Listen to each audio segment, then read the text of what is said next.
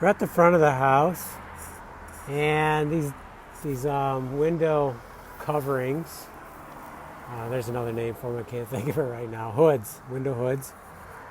They were on the second store. Over the years, they were broke on the ends.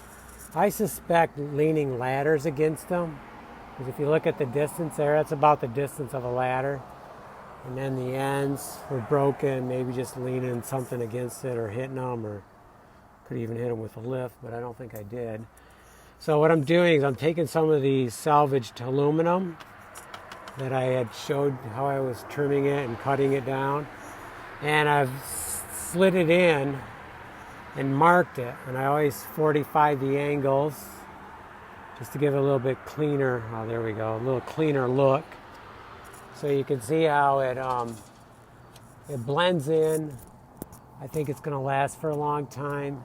The alternative would be to try to rip some of these out and replace them, but honestly, this, it's so tight and everything, it'd be very difficult to do. So, and I may end up damaging it more than doing good. So this is what I decided to try, and actually I'm quite happy with how it looks and how it's going. And I jammed them in there, I worked them in there as far as I could, so they're up into here.